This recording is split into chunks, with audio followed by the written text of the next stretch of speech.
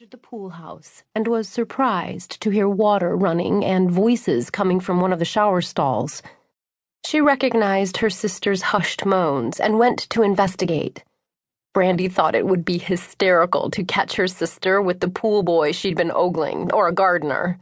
Who else would be around for her to dally with? Brandi would never let Samantha live it down. He wasn't the pool boy. The shower curtain was open about an inch, and Brandi could clearly see the side of Chase's beautiful face, his muscular, water-slicked body sliding against Samantha's Barbie perfection. They were getting it on, and Brandi wanted to die. It was the end of her childish fantasies of a future with Chase Diedrich. Brandi quietly backed out of the pool house, leaving behind a small piece of her heart and much of the closeness she shared with her twin. Things had never been the same between them after that day. It served Samantha right to have Chase end up with their half-sister after all of the plotting she'd done to trap him. Looking at herself in the mirror now, years after that awkward day in the pool house, that shy tomboy was nowhere to be found.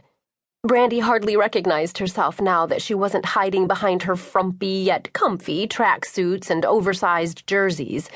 She could see the woman she'd grown into staring back at her. Brandi was lush and curvy in a way that reminded her of her half-sister Danielle, instead of a tall, willowy creature like Samantha. She would never again envy Samantha's looks and popularity. Brandi would do whatever it took to find a sense of self-worth and stand out in a crowd, even if it meant part of her had to die.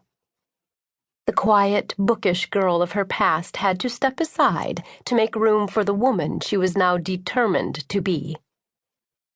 She checked her hair and makeup one last time, loving her new haircut.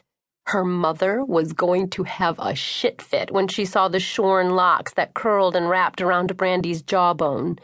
The stylist had given her the perfect haircut for a woman who wanted to look good but didn't have time for a lot of primping.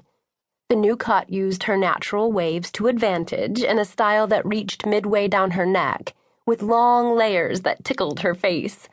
She looked great straight from the shower, with nothing more than a little product and a pick. It dried to a wavy and stylish perfection. Today, she wore several sparkly pins in her hair that peeked out of the curls to accent the shiny beads on her lavender dress that caught the light and made her appear to shimmer. The Brandi of old was gone. Looking to the future was exciting and terrifying at the same time.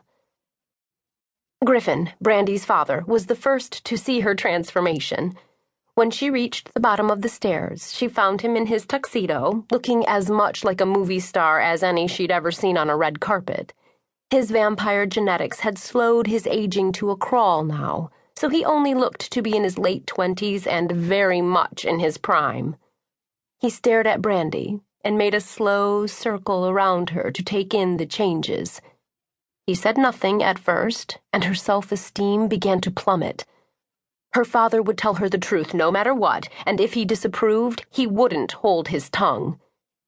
He looked at her with the grave expression of a man about to break some very bad news. It was the serious face he used in the council chamber when deliberating with the other councilmen.